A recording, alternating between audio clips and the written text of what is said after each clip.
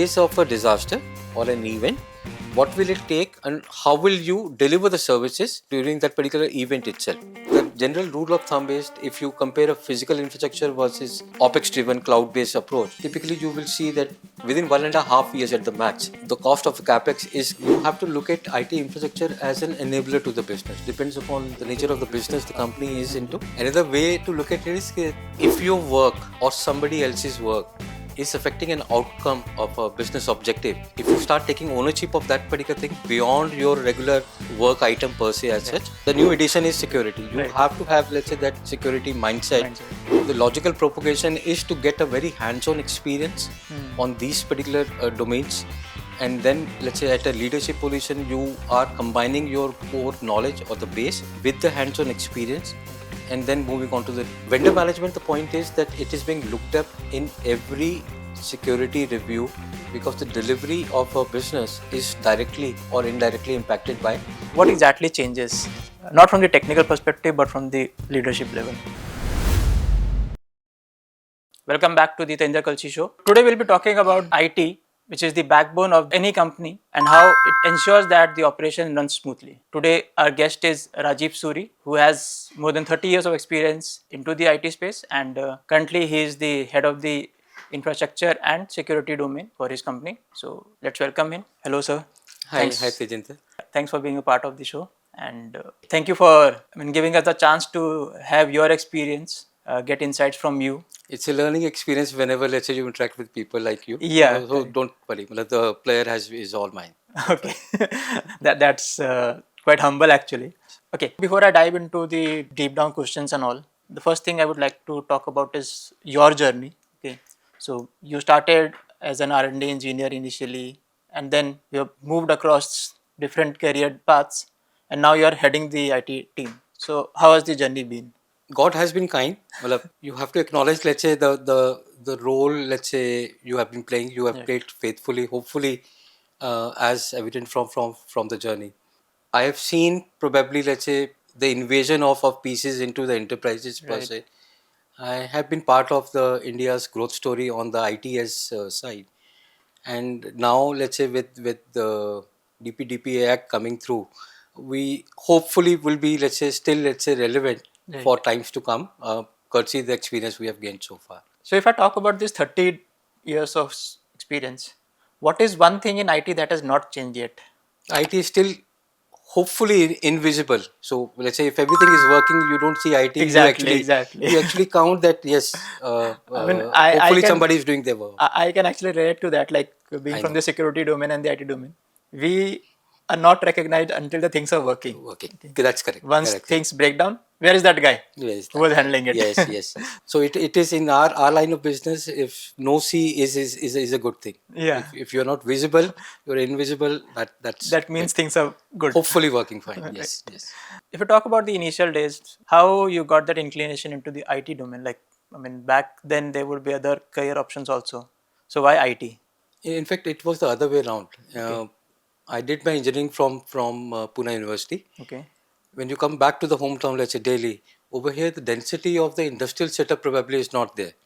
So most of my friends who were based out of Maharashtra or down south, they have got an industrial belt to get absorbed. So they are actually doing, let's say, the core engineering functions, let's say, around automation, control processes, that kind of stuff. Or let's say one of the specialization we did was, let's say, power electronics. Okay.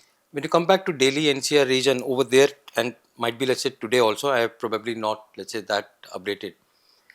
The only option which is left is to get into an IT itself. So while I agree, I didn't had that experience from a IT standpoint, let's say, while doing a engineering course in an electronics core subject, you have to get into that thing. You have to learn, let's say, the new, let's say, stuff outside of the curriculum and probably get into the market or get, let's say, job ready per se. So my first experience was as an R&D engineer on a company which was doing microprocessors based systems, which was the core stuff which we had run, or there was a applicability of the knowledge which was gained during the course.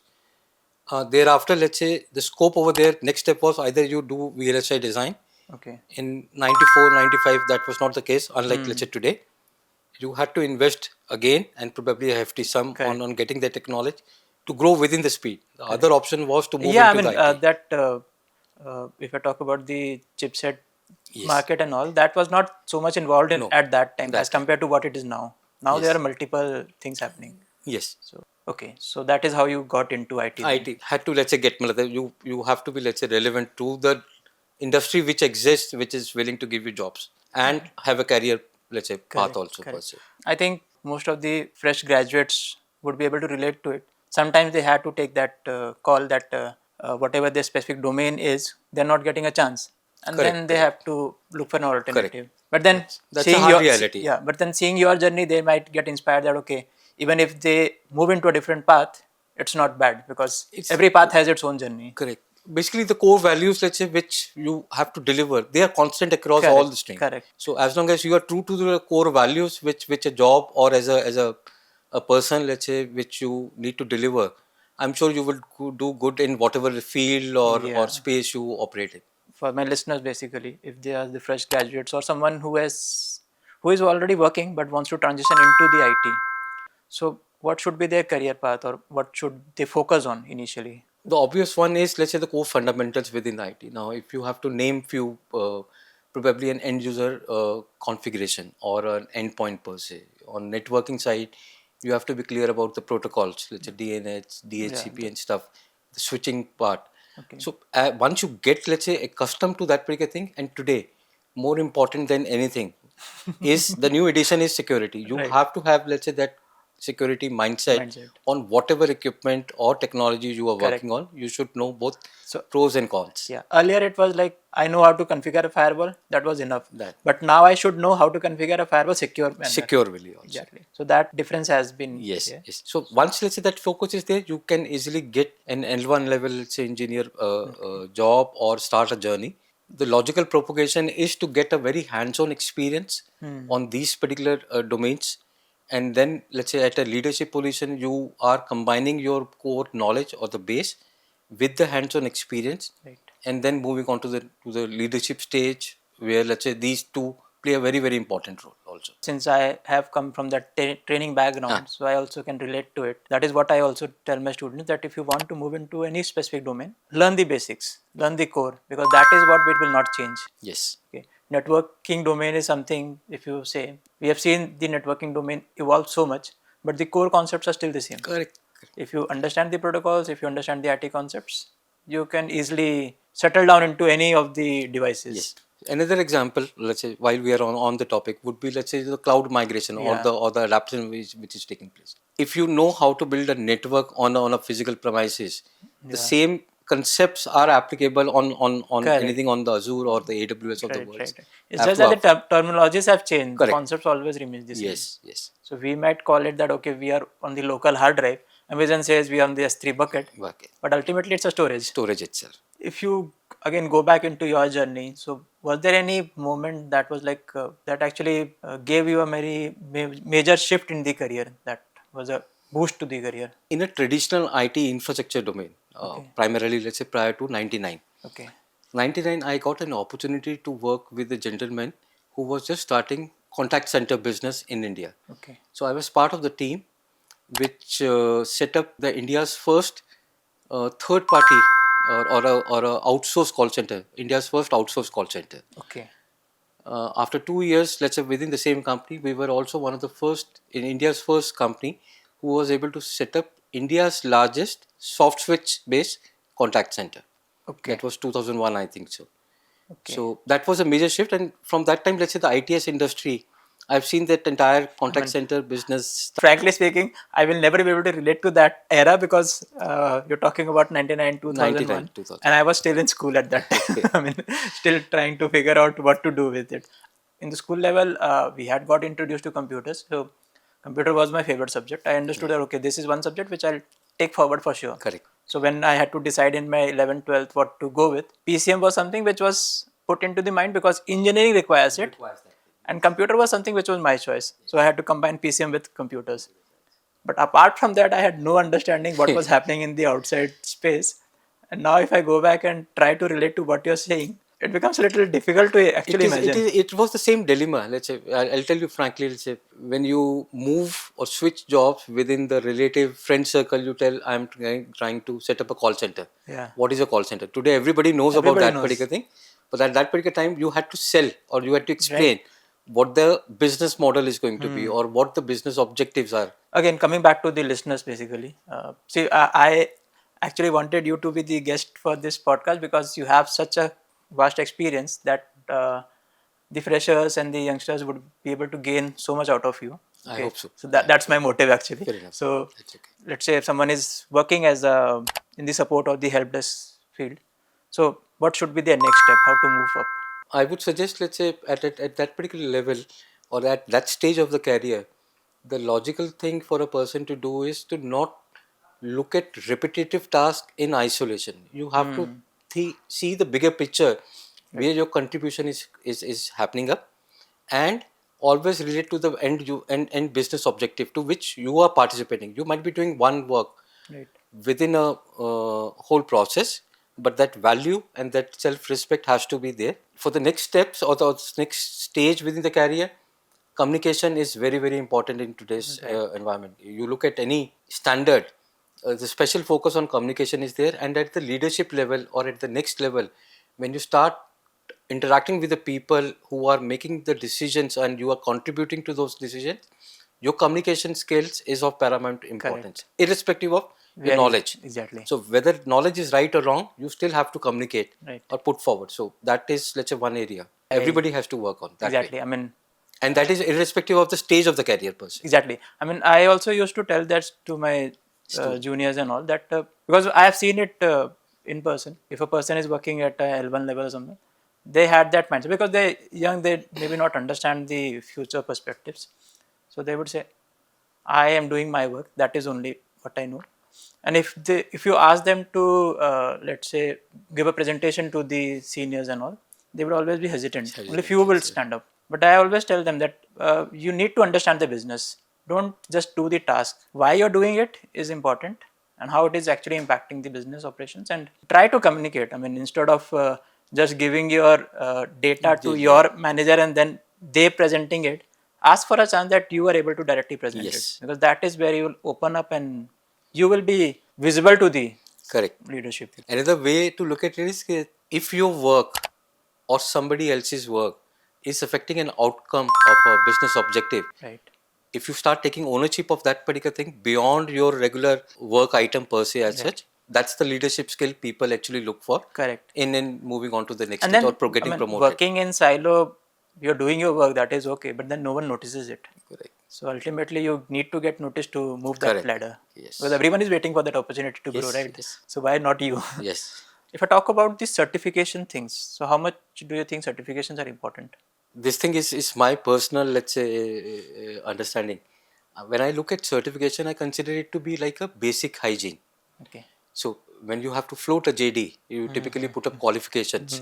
So this is another qualification which is only suggesting or giving me a comfort that there is a person who has been attested by a third party Right. for certain skill sets which we require for a business objective. So I treat it like that. So it would allow me to, let's say, if there are 100 applicants, probably 20 are certified, or if 100 are certified, then all 100. Basically, let's say that is like a filtering mechanism. Correct. The actual, let's say, onboarding happens up when you meet the person or interact with the person, because the scale of companies at which, and most of the companies, irrespective of the scale also, they would want people who can work independently, who can start delivering from day one. So the certification is giving me an assurance that the person understands the vocabulary or the language used for that particular business delivery. But let's say, are they actually good? That happens in that interview check happens in the or interview. during the initial period of onboarding itself. Again, I resonate with that. I myself, I started my career in cybersecurity back in 2010. Okay. And my first certification which I got was in 2023. Okay. Okay. That was the first certification. Very good. I continued my journey without certification for the initial 12 years. People would ask me, why you don't have a certification? I said, I mean, I can prove myself in the interview. Na? So why do a certification need? Correct. Now it becomes a little important to have a certification in your resume because we have this ATS mechanism in the Correct. So it's filtering thing. filtering out. It's So filtering to out. be So in the right set exactly to get invited for that an for interview interview you also, need over that. there, let's say the value of certification definitely Exactly. exists. And it's a revalidation. If I think I know a certain topic, why not get a certificate also? Exactly. But why I pick up this topic is because many times student treat certification as very important and then they go with different ways of getting it. Ah, Okay. So jugaad thing. yes. So that is they need to understand that. That's a short term thing. Well, Huh. you can always get into a role or a job, but staying over there needs let's say Exactly. actual thing, and that Jugaad will over only there. help you pass through the interview. Correct. After that, what? Right. Now, since you have like worked through different roles from the engineer to manager, then AVP, and then now head of the IT, when you start moving the ladder, what exactly changes? Not from the technical perspective, but from the leadership level. As I mentioned in one of the other questions, ownership is something which changes up. At a junior level, probably there were 3 levels above me who are acting as a wall to absorb any, let's say, Right. wrongdoings or mistakes per se. At high level or at a leadership level, you have to own. Second biggest change is that at a junior level, you will be working as I. That I has to be transformed into a we once you are at a leadership, because at a leadership you are more dependent upon, let's say, the entire team which is working, or to whom, let's say, you are a leader. Right. So you have to have, let's say, that particular ability to might be honor that particular team and to take that particular team, let's say, as a whole. You have to have a balance. There will be a good guy, there will be a not so good guy. So you have to carry, let's say, the entire team along, and that is one way to look at it. Well, I would say the leadership requires that transition from I to we at a major level. Right. And at a leadership, as I mentioned earlier on, the communication skills have to be excellent, or they have to be above par, to say the least. I mean that should justify the role that you are defining. Yes. And what about the stress level? That depends upon the luck where you are actually working up. Okay. So you have got and a personal approach also. There are people who would say that stress is not something which I would be worried about. If you allow that thing to get passed on to the teams you are leading, you can be free, but then there are, let's say, staff, let's say, below you or the team who is going to take the brunt, or you have to take. The stress definitely is high. As a leadership, you are not only responsible for the vertical you are leading, but at that level you are also having a very active, let's say, participation into the growth of the business also. Exactly. You might not be probably, let's say, doing it directly. So as an IT person, I'm not meeting clients directly, but when a service is getting delivered to a client, right, day in and day out, probably a person moving out from a company A to company B, probably that experience carries and they reach out to the company. Right. That can we have, let's say, a connect, let's say, on this particular opportunity. Or in today's world, the certifications, the security certification or attestations, that's a day in and day out job. Right. It's a cycle at a certain frequency. So from an IT perspective, when you are delivering those particular certifications, you are enabling client or the BD teams at the company to hit the market and say that, claim that yes, we are doing a good job. This is the certificate, third party, independent, and yes, you can trust on us. And trust is the biggest factor on the basis of which the business is given or probably taken away also. Correct. And since you mentioned the BD team, so how much challenging it is sometimes to work with the BD team? The goal is to get new clients onboarded. Right. Irrespective of the commitments. Right. So basically within the IT, within legal framework, within finance, who does after looking costing, etc., you have to, let's say, ensure that the business they are getting is profitable or is sustainable. It shouldn't happen that you accommodate a person or a client to get a new business, and then 3 months, 1 month, 1 year down the line, you are saying, why did I got in myself into? Right. A growing business definitely needs, let's say, good business to run. A bad business is not good for an existing, let's say, onboarding also. Like I worked with the BD team very closely in my previous roles. So sometimes there would be repetitive requirements. I mean, like for example, you have already responded to one of the RFP. You have given your solutions. And then a new RFP comes in and they again come back to you with the same kind of requirement. So sometimes we used to have those discussions within the team that अरे पिछली बार दिया तो था उसी में से use कर लो. No. So how do you handle that? Okay, I would put it like that. That I am not the master of my own time. So if you have to ask me, let's say, how do you plan your day? I would not be able to, let's say, answer that thing comfortably, because during the day, or depending upon the week or the month or time of the year, you get rolled into, let's say, these discussions only. Right. As from a leadership position, you have to participate, or you are looked upon to give a advice on a sensitive matter, which might be making an existing or an onboarding client, let's say, profitable or not profitable. Right, right. What commitments the companies are doing. So within the capacity of at a leadership level, you participate as a team. So it's not only the BD team. The BD team might be front ending, but there are back end teams which are enabling them to get a good actually do it. business Right. or a viable business also. Supporting team needs to understand that for the organization to keep growing and for new clients to get onboarded, BD will be able to do its work only when they get the required support. Correct. Again, why I mean actually raised this question is because I've seen this firsthand, that many of the times the teams would come back with those kind of responses. पिछली बार तो दिया था फिर से आ गए बार बार आ जाते हैं सेम रिक्वायरमेंट लेके but they actually don't understand why they are coming back because every time it's a different business that they are looking at Would be the case in case you look at your any risk assessment. Right. Your client is doing risk assessment. You are in a single, let's say, service delivery model, or you have got one vertical which you are servicing with 10 clients or 20 clients. Right. So those 20 clients would ask for those repetitive things. Correct. And today the focus is, let's say, you get audited every month or every quarter or every year, but the frequency is changing a lot, and that's a repetitive work exactly which comes. right So the same approach, you have to look at, you have to appreciate the contribution you are doing through filling of those forms, correct giving the information in hope that the business is going to get benefited by exactly that. that's the reason why it's always essential that whoever is working in their particular role they understand how they are contributing to the business actually Itself. once they have that understanding they will be able to relate to these kind of requirements till that time you are just doing your work for the sake of doing that work No. you will always have friction issues with point, all yes. these kind of requirements Yes. coming in.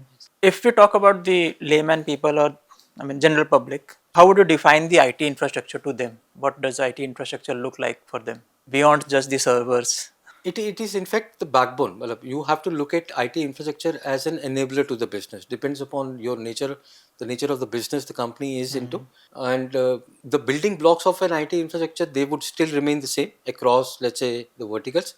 Somebody would have 10 components, somebody would have 100 components. That's the thing.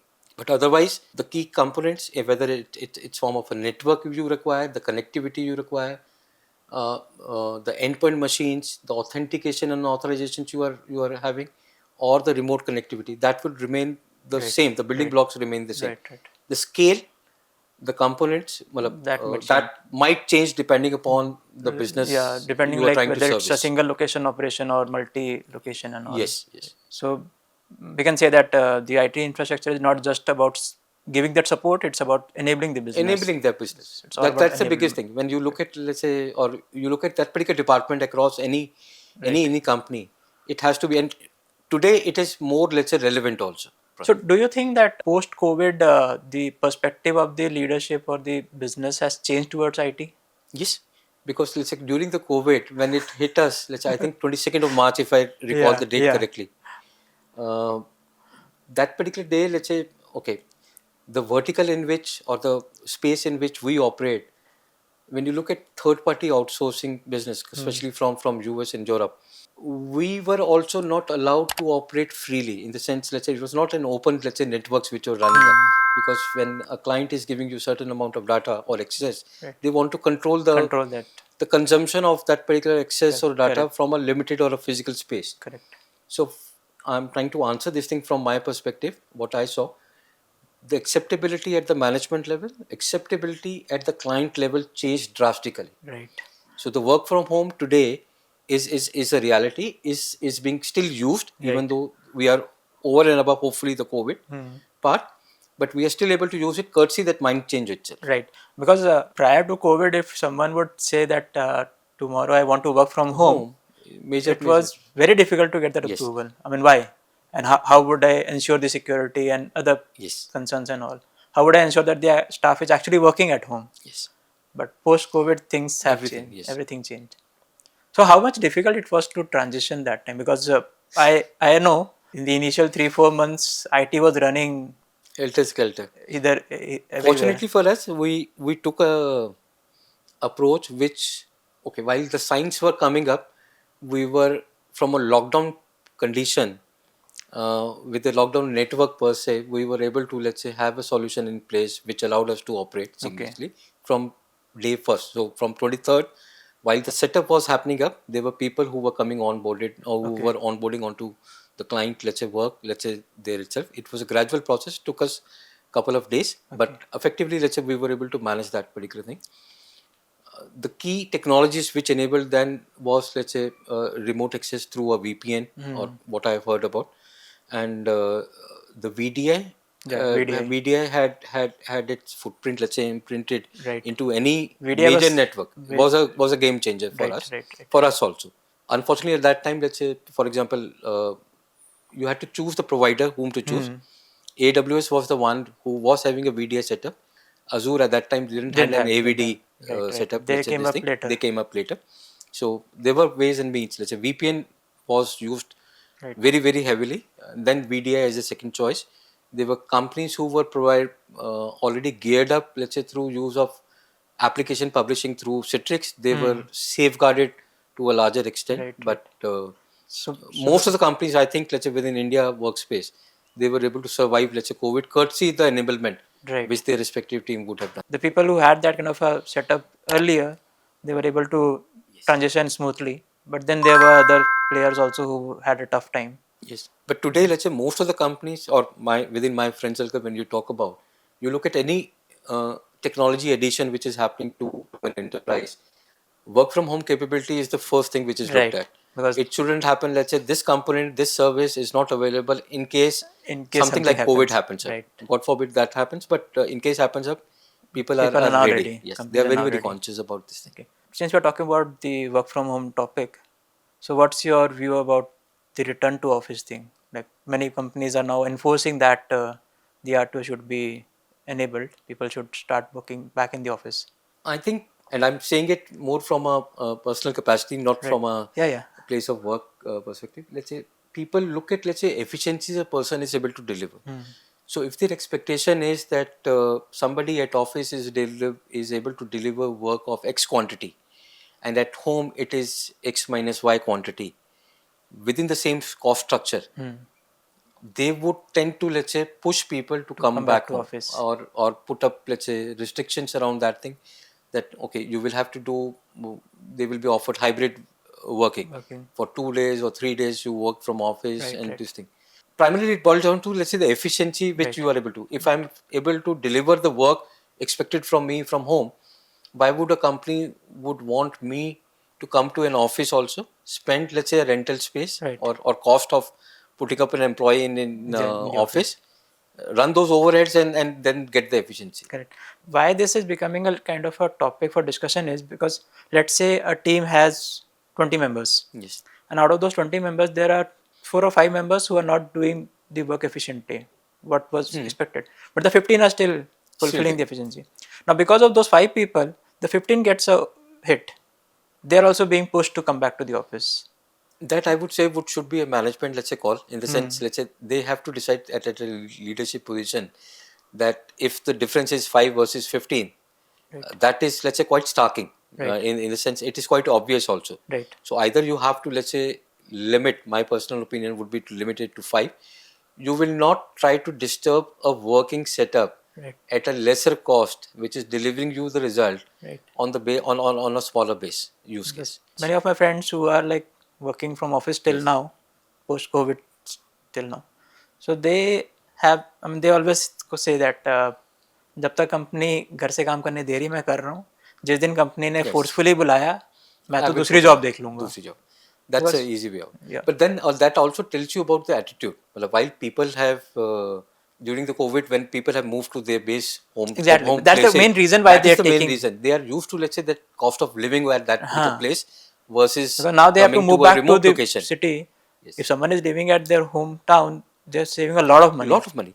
which is okay as long as the work is getting Exactly. delivered up. So it's a win-win for both employee as well as the company. Exactly. But if let's say the work is not happening up, then it's only the company which is going to suffer, Correct. not the employee. Since like you have experience across different domains of the IT, like the infrastructure design, then security, also cloud environment, and business continuity. So how do these different domains intersect? Well, we mentioned, let's say, in one of the earlier questions about the IT infrastructure components and the building blocks. That being answered up, I will focus on probably, let's say, business continuity, for example. The way to look at this thing is that while you have got something, okay, let me give you an analogy. When you came for this particular meeting or this podcast, you came by car, for example. Right. Now, car is given that anywhere you have to go, you will use your car and go to that particular place. So it is media to transport you from point A to B.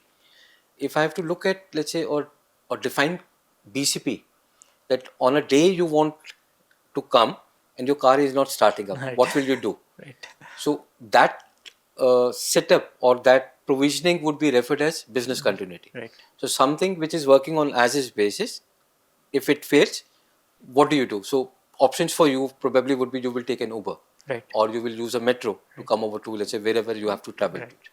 But then that is not the end. In the sense, let's say you still have to get your car serviced up or repaired up. Correct. That probably will be your disaster recovery, where you restore the services. So BCP would be primarily your processes and the people related stuff. So if you are doing certain service delivery, what will take in case of a disaster or an event, what will it take and how will you deliver the services to the client, what you are supposed to do during that particular tenure or during that particular event itself. While so you are that doing would the be recovery. BCP. Disaster recovery, you will figure out a way to get it to your car repaired up or to restore business as usual status, so that the business then can move out of the BCP state and probably continue as it is. The components would still remain the same. Correct. I think this is the easiest way to understand BCP. Might be, Because this helps even a common man to understand what BCP actually is. Car is something which everyone is using, so this is the best analogy. Let's move to some hot topics. Okay. Again, post-COVID or prior to COVID, actually, the cloud-first approach was being taken care of. I mean, that was the trending thing. But now somehow we have seen that there's another term coming up, cloud exit or cloud repatriation. Now people want to move back to on-prem or in-house setup kind of thing. So what's your take on that? I would say it actually depends upon the business objective you are, let's say, working upon or delivering. On a personal note, cost of a cloud-based approach is going to be more, let's say, expensive if the horizon of the time for which the services are being used are high. CFOs normally prefer, depending upon The business. I would say not normally, depending upon the choice, somebody would prefer an OPEX expense versus a CAPEX expense. Right. So it depends upon the person at that leadership position or the working culture of a company. What is your preference? That I'm earning 100, I am giving 50 rupees, I'm getting a clear cut 50% profit, that is okay. Or I'm spending 150 today, earning 50 rupees a month for a longer period of time and getting a depreciation might be on the capital expenditure. Right. So depends upon the project and let's say the financial preference of that particular company.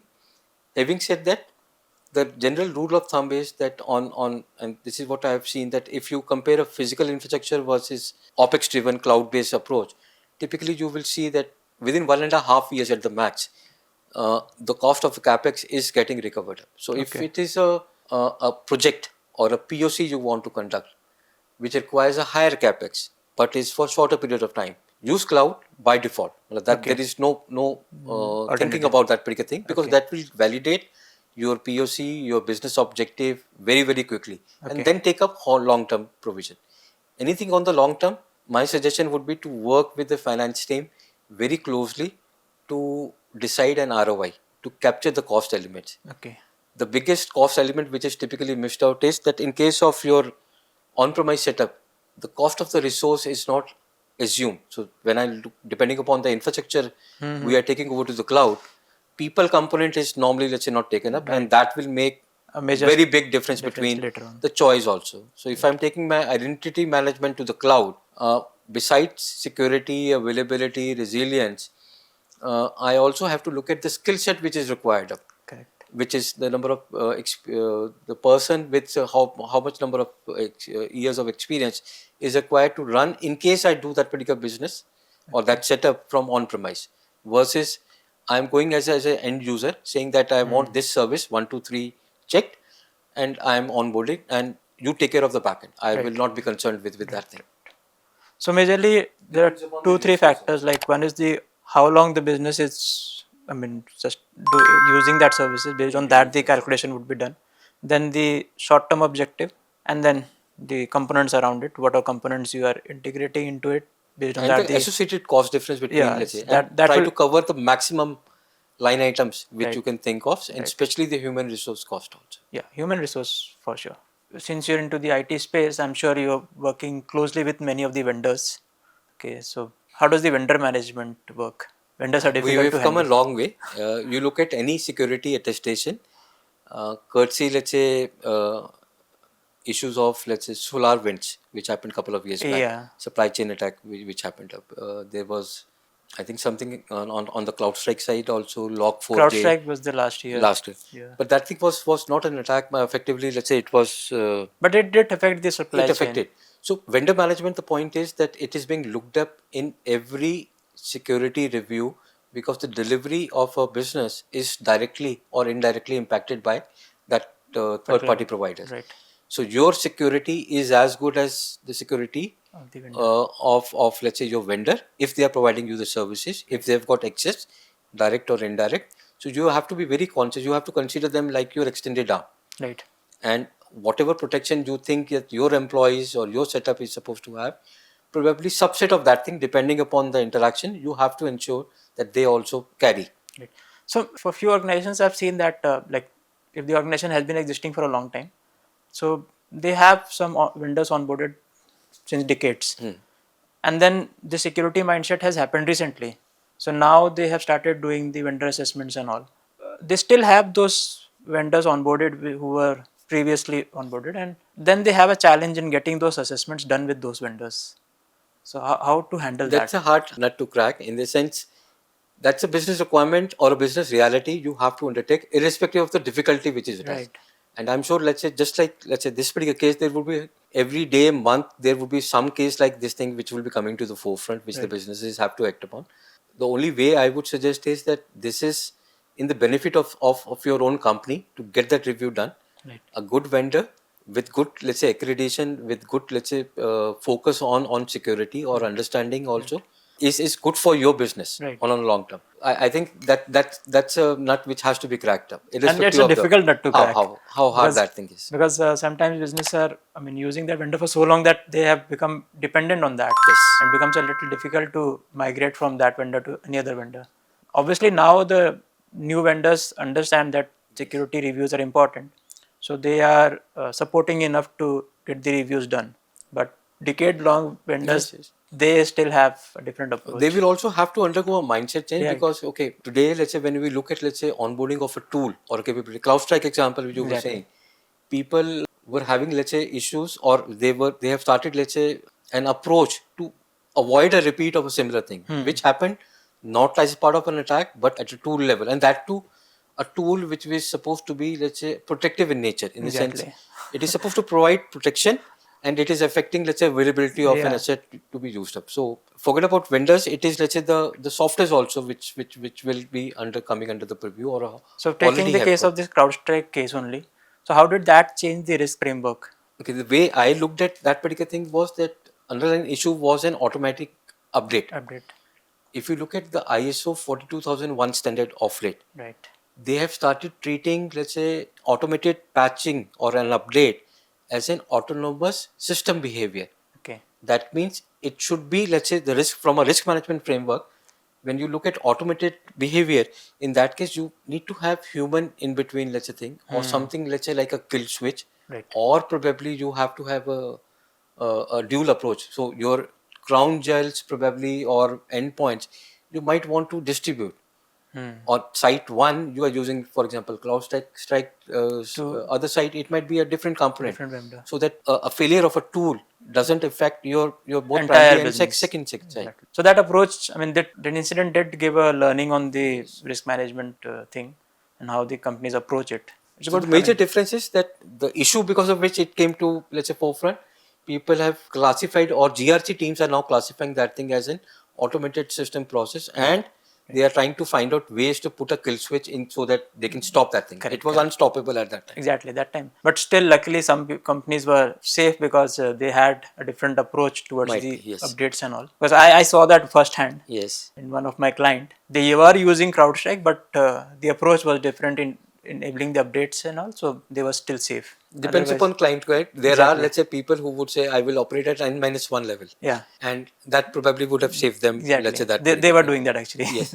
But then, let's say, when you, depending upon who is auditing you or who is reviewing your setup, they might insist on that, and the latest patch level has to be happening. If we talk about the certification standards and all, like ISO and all, so they don't actually say that you should always be on the N version. They are not prescriptive, but when, let's say, the person who is auditing you, they might their interpretation is sacrosanct. Exactly. Since we are talking about so much attacks and all, I mean, attacks or incidents, you can say, that has been happening quite often now in the last few years. So how is that shaping the IT space and the IT security? What major changes you are now seeing apart from the risk management framework? The way I would answer that thing is that it is the risk management frameworks which are, let's say, maturing. Which are, let's say, getting adjusted to the threat perceptions which are, let's say, manifesting themselves. Vendor management or security in vendor management or supply chain, these are comparatively, let's say, newer editions in the sense they are coming to the forefront. Correct. Earlier on, it used to be looked like there is a vendor, there is an NDA, that should be good enough. Now, let's say, I was about to come to that. I mean, now people are getting into, let's say, what is the service, what is the access review. The way my access review happens up, we have to do it for the same level. At the same within the same document. Correct. You have to declare it for this thing. Earlier, there was only one document, that was the NDA. Yes. And that was enough to onboard any vendor. Now the vendor has to undergo the entire risk assessment, whether it's a risk assessment, it's a vendor assessment, it's an impact assessment.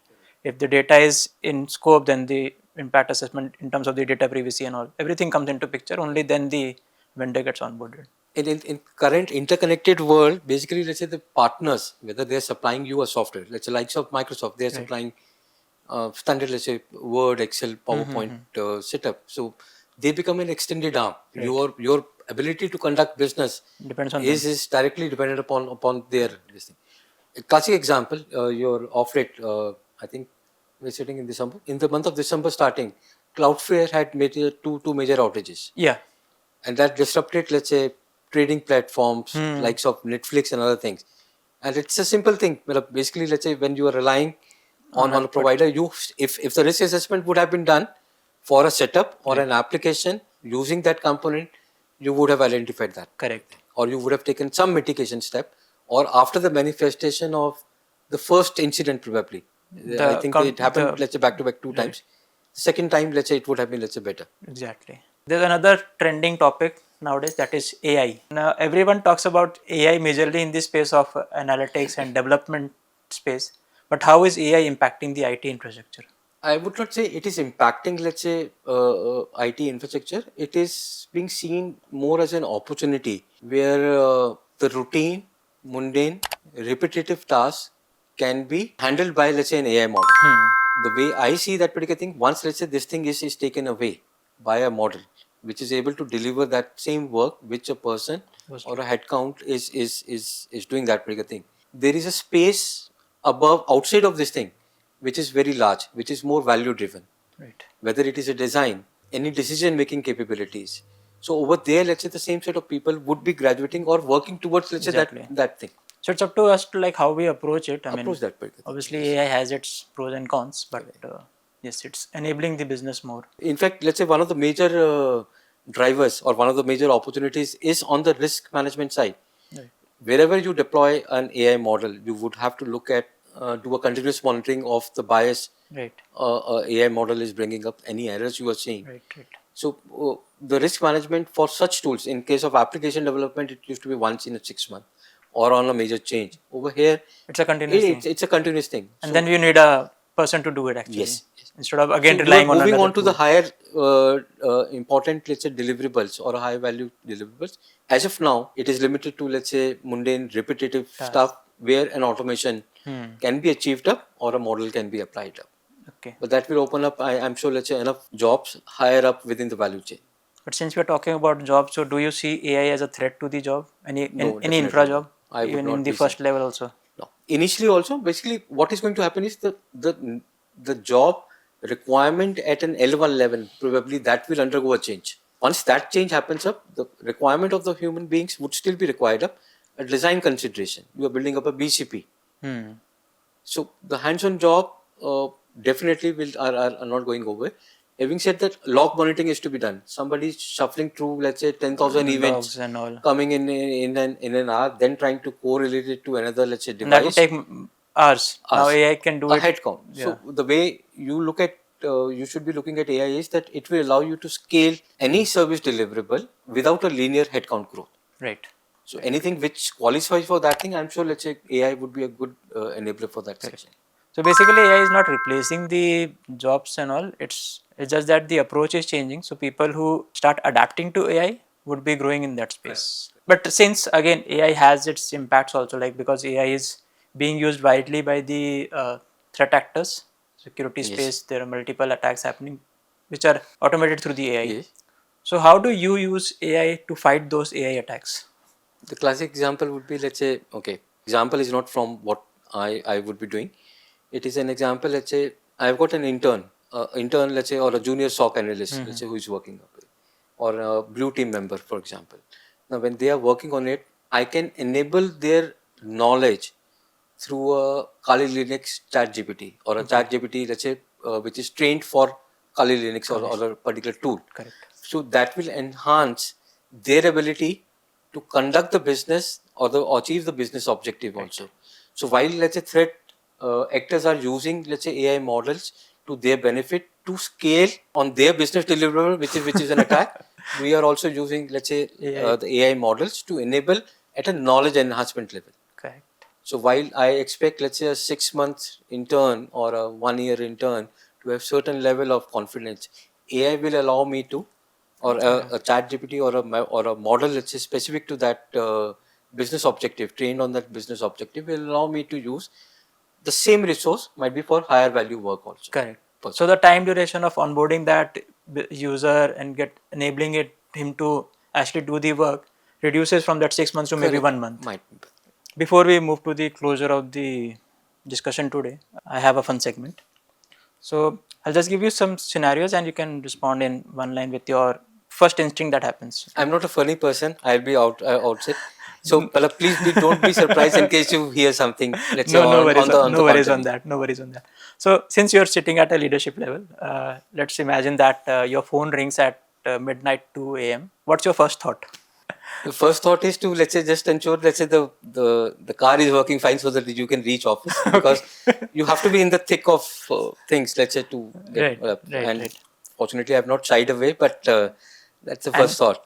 And since we talked about the phone call, so what would be more worse, like the sound coming from the server fan, like maybe it's crashing or something, or the phone from your CEO? Phone from CEO any day. Server room, let's say, or a server fan is always better, because that means some life is there. Right. If the fan is working, since the we power is out. already worked on the BCP, it can still be taken care of. Yes.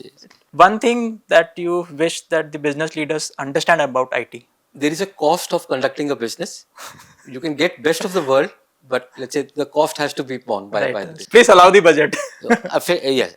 So there is a way of, or there is a level to which, let's say, you can get an efficiency. Otherwise, let's say, the cost factors have to be.